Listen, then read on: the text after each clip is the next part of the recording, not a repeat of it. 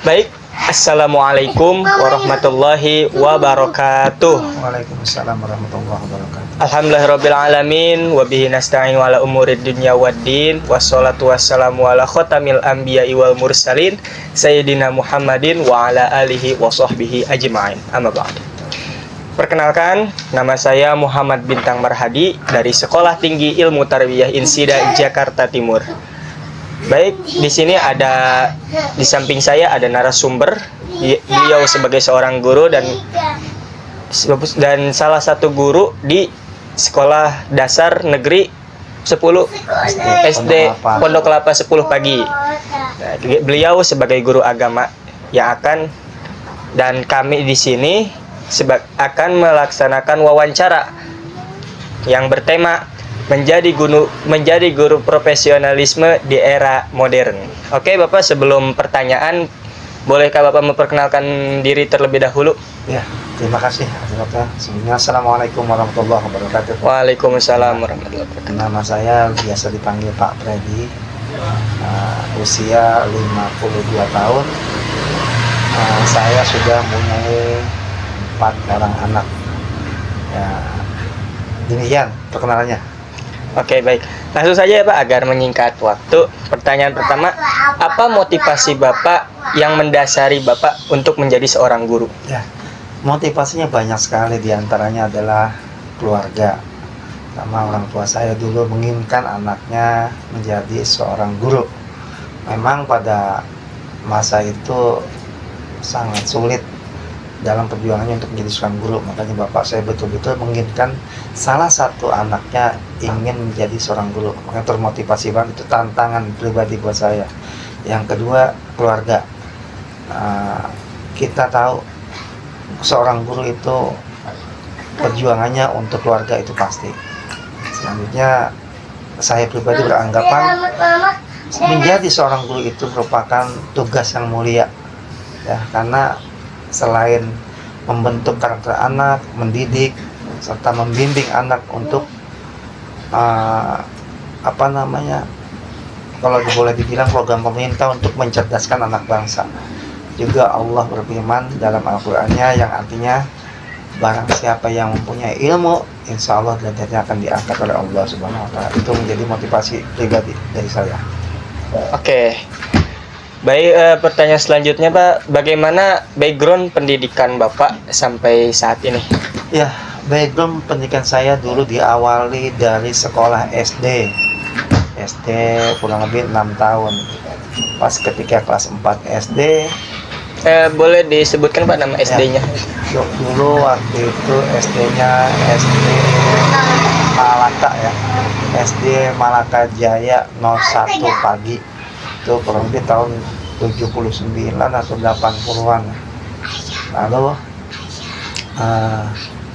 memang keinginan orang tua saya agar anaknya bisa agama, makanya ketika pagi sekolah SD, siangnya sekolah madrasah.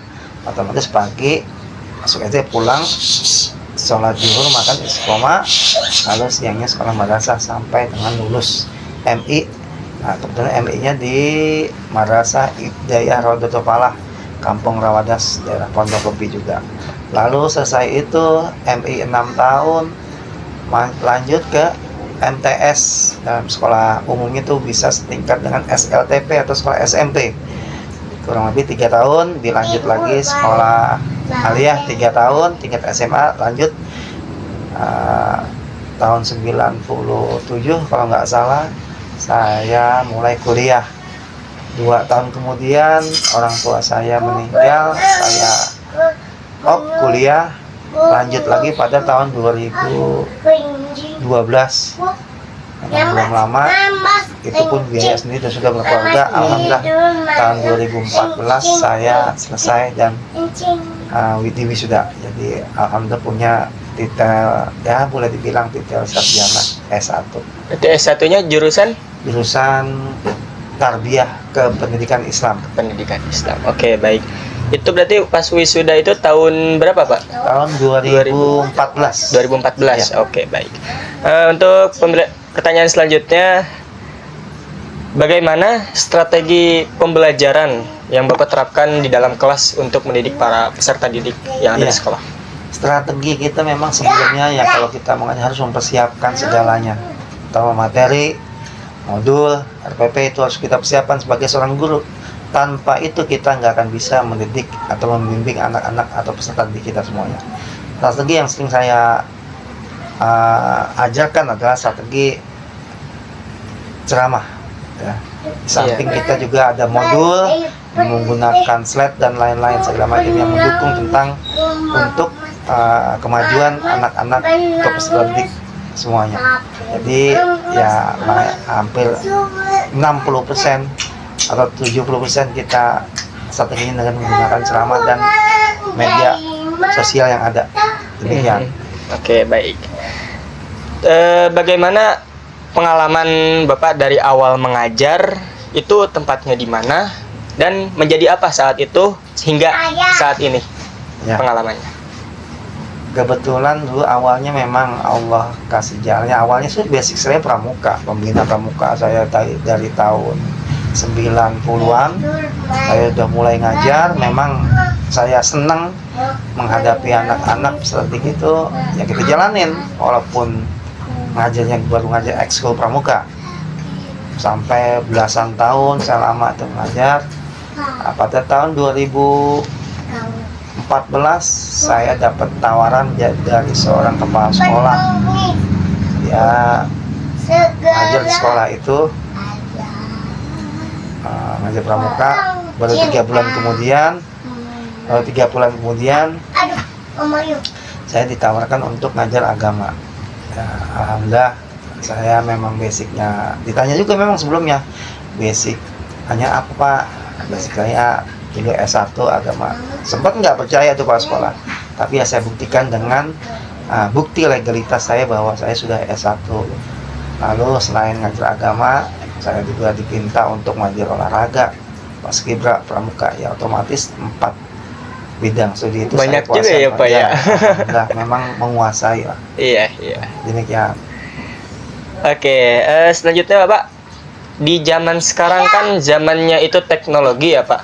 Ya. Mungkin ada sedikit media teknologi apa gitu yang Bapak pakai ketika di kelas atau ketika Bapak mengajar begitu? Ya, zaman sekarang ini kan anak-anak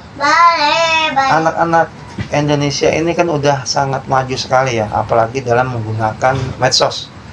Ya, baik mereka paham banget itu namanya TikTok, Facebook, Instagram dan lain-lain. Nah, kita sebagai seorang guru dituntut untuk itu semuanya. Jadi alangkah naik banget kalau seorang guru tidak menguasai hal yang demikian. Boleh dikatakan ya mungkin gaptek ya kalau zaman Iya, gagal teknologi ya. Nah, ya alhamdulillah saya sedikit demi sedikit Iya, iya. ikuti seminar dan lain segala macam. Saya ikuti segala macamnya, ya alhamdulillah bisa. Dan kita dalam pengajian itu kita gunakan lah yang namanya infocus, proyektor, laptop, semuanya kita gunakan untuk menunjang dalam membangun anak bangsa tersebut. Gitu. Tapi kalau keseringan gitu Pak yang sering dipakai, Yang sering dipakai kita gunakan ke dalam keseharian. Pertama kita harus punya buku panduan. buku panduan. Ya, satu buku panduan, kedua laptop, Oh iya. dan yang ketiga proyektor atau infocus. Itu yang terpenting. Dan itu harus wajib ada. Ya. Oke, oke. Pasti kan ada hubungan di sekolah itu kan ada hubungan antara Bapak dengan anak murid gitu. Nah, bagaimana sudut pandang Bapak tentang anak-anak murid Bapak yang ada di sekolah? Iya. Dan menjadi tantangan juga karena kita tahu anak-anak sekarang ini beda dengan zaman anak-anak saya dulu waktu sekolah. Iya. Anak sekarang itu kalau memang udah dekat dengan gurunya, ya dekat sekali. Dan kadang kalau kita salah-salah ngomong ke jauh ya nanti akan jauh sekali. Nah, bagaimana kita menyikapi hal tersebut? Yang pertama yang harus saya pribadi sampaikan ke anak-anak adalah niat kalian ke sini untuk apa? Untuk apa datang ke sekolah?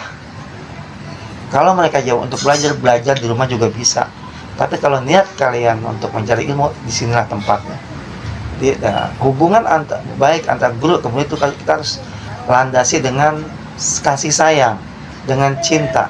Cinta dalam hal bukan cinta yang buta, artinya sayang kepada peserta didik, baik laki-laki maupun perempuan. kalaupun nanti ada anak yang bermasalah, kita mendekati dengan cara persuasif, agak lebih dekati agak dari hati ke hati. Jangan tidak dengan omelan, marah-marah segala macam. Tanya baik-baik, ajak omong empat mata. Begitu solusi bagi saya. Berarti kalau misalkan Bapak menghadapi anak-anak yang sulit diatur, atau misalkan ada anak yang memiliki berkebutuhan khusus, itu bagaimana sikap Bapak? Ya, selesai belajar akan saya ajak omong. Ya, tidak akan mereka tidak suruh pulang cepat-cepat. Saya tahan dulu, saya ajak omong empat mata, maunya gimana, bla bla bla segala macam. Nanti setidaknya kalau ngomong diajak omong empat mata itu kan mereka nanti setidaknya ada kejujuran yang mereka bukan masalah apa sih pribadinya kok bisa seperti itu. Nah, disitulah sebagai seorang guru dituntut untuk menjadi orang tua, untuk bisa solusi terbaik apa buat anak-anak seperti itu. Gitu. Oke, berarti anggap enjoy aja gitu ya, Pak. Ya, Senyumin aja gitu ya, Pak. Iya. Senyumin aja kalau ada anak zaman sekarang bilang. Ya wajar, namanya juga anak kecil gitu ya, Pak ya. Kita kudu maklumnya kudu tinggi. Hati kita harus legowo, harus berbesar hati menghadapi kalau ada murid yang sedikit agak nyeleneh, ngeyel dan lain-lain. Nah, namanya manusia dalam satu kelas itu kan, namanya anak dalam satu kelas itu karakternya beda-beda, wataknya beda-beda. Nah, di situ kita dituntut sebagai seorang guru, kita dituntut harus bisa menguasai suasana dalam segala hal apapun. Oke. Untuk selanjutnya Bapak, pasti kan di sekolah itu tidak hanya hubungan antara Bapak dengan anak murid, pasti ada juga Bapak mungkin hubungan dengan orang tua atau yang disebut wali murid ya, Pak. Ya. Nah, itu bagaimana hubungan Bapak terhadap wali murid di sekolahan? Ya, dalam hubungan itu yang di sekolah itu ada yang namanya komite, ya, untuk komite pengurus ya dari setiap kelas. Ada namanya, zaman dulu bilang korlas, koordinator kelas. Setiap kelas, umpamanya kelas yang saya pegang ini kelas 4. Nah, korlasnya ada berapa orang? Ada 4 pengurus orang wali murid. Iya. Nah, dari wali murid itu setiap kelas 4 orang digabunglah dalam satu komite kepengurusan. Nah, hubungan guru ke orang tua itu sangat baik sekali. Kalau umpamanya ada sedikit masalah atau ada pelajaran yang kurang mereka pahami, nanti akan mereka ada grupnya ya, setiap kelas itu ada grupnya. Iya. Dan khusus ada grup untuk agama, grup kelas ini masing-masing semua ada grupnya. Nanti saya tanyakan, nanti kalau saya pesan ke anak murid, saya tanyakan, kalau ada yang kurang paham, ada tugas itu, silakan sampaikan di grup. Nanti akan saya jawab global di grup. Jadi hubungan dari guru ke orang tua memang sangat baik sekali, sangat komunikatif sekali. Oh, alhamdulillah ya, baik ya, Pak. Itu bagaimana ketika Bapak menyikapi suatu hal dengan hubungan dengan wali murid, entah itu wali muridnya yang kurang patuh ataupun yang kurang tunduk, kurang turut terhadap peraturan sekolah. Nah, bagaimana sikap Bapak? Apakah Bapak akan memanggil terlebih dahulu atau bagaimana mungkin cara Bapak? Ya. Dalam satu lembaga pendidikan itu, dalam sekian ratus anak itu pasti ada 1 atau 2 orang anak-anak yang memang betul-betul boleh dikatakan melampaui batas. Kadang melampaui batasnya dalam hal apa? Mereka suka merusak sarana sekolah, mereka suka membuli teman, mereka suka tidak patuh kepada gurunya atau nggak pernah mengerjakan tugas. Sekali 2 kali mungkin kita sebagai seorang guru maklum. Tapi kalau mereka seringkali melakukan hal tersebut, mau tidak mau dan suka tidak suka, dari sekolah saya pribadi akan mengusulkan ke atasan saya sebagai yaitu kepala sekolah, akan mengusulkan tindak lanjut anak tersebut nanti gimana. Otomatis nanti anaknya akan dipanggil, dikasih peringatan, dan segala macam. Kalau masih begitu juga, mau tidak mau mungkin ada tindakan tegas dari pihak sekolah. Iya. Tapi kan itu kan lebih menyangkut terhadap anak murid ya, Pak. Iya. Gimana kalau misalkan wali muridnya yang emang maaf ya kurang ajar, misalkan yang tidak patuh, misalkan ada pembagian rapot dia tidak hadir, ataupun misalkan ada perkumpulan wali murid dia tidak hadir, ataupun yang hal-hal lainnya gitu. Ini tadi saya katakan demikian gini. Jadi seorang guru itu harus jadi punya hati legowo, berbesar hati. Iya. Kita harus punya maklum yang tinggi. Kita harus punya pikiran positif selalu kita tanamkan pada hati kita. Jadi ketika ada orang tua yang umpamanya contoh ketika pemberian rapat mereka nggak hadir, ada rapat nggak datang, ya kita maklum aja. Kita tanyakan kepada teman dekatnya atau siapapun yang orang yang kenal sama orang itu. Tanyakan kenapa nggak datang. Toh nanti juga kalaupun mereka nggak datang mungkin akan menjapri ke gurunya atau ke temannya. Tadi hasilnya apa, bla bla gimana. Nah itu. Jadi dari guru ini tidak mempermasalahkan hal-hal tersebut. Yang penting komunikasinya ada. Oh, tidak miskomunikasi. Enggak miskomunikasi. Kan kita ada yang namanya komite tadi yang saya katakan komite. Jadi ya itulah tugas komite. Nanti dia guru menanyakan ke komite. Nah, komite menindaklanjuti ke orang tua tersebut. Demikian. Oke, baik. Pak, sebelum kita menutup wawancara ini, mungkin Bapak ada sedikit motivasi untuk kami sebagai mahasiswa ataupun mahasiswa yang ada di seluruh Indonesia yang berkeinginan untuk menjadi seorang guru. Ya, pesan untuk generasi sekarang terutama untuk mahasiswa yang sekarang ini yang masih berpendidikan, masih sekolah ya, masih menuntut ilmu, selalu berpikir positif, selalu semangat. Ingat niat awal ketika kita sekolah, pasti mencari ilmu. Dari awalnya tidak bisa menjadi bisa. Itu yang pertama. Yang kedua, jadikan keinginan orang tua kita sebagai motivasi. Jangan sampai melukai hati orang tua kita. Jangan sampai membuat kecewa hati orang tua kita. Pesan saya pribadi, selalu berpikir positif, selalu berbuat baik, dan selalu punya semangat, optimisme. Itu pesan saya. Oke. Terima kasih ya Pak. Terima kasih telah menyempatkan waktunya dalam wawancara ini. Oke, sebelum saya tutup, mungkin ada satu kata dari saya. Tetap semangat walaupun tidak ada penyemangat, karena penyemangat akan ada apabila kita semangat. Kalau dalam prinsip guru, dalam pepatah Sunda mengatakan, kajen ngawuruk hiji murid bari sungguh-sungguh daripada loba bari tepuguh. Wabillahi taufik wal Apa itu artinya?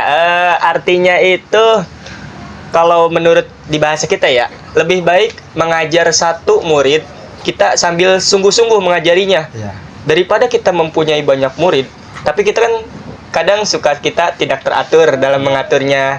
Kadang kita kan suka lalai gitu. Jadi kalau dalam pepatah Sunda tuh, lebih baik mengajar satu murid sambil sungguh-sungguh daripada banyak tapi nggak jelas konsepnya. Oke, saya tutup. Wabillahi taufik wal hidayah, waridho wal inayah. Wassalamualaikum warahmatullahi wabarakatuh. Waalaikumsalam warahmatullahi wabarakatuh.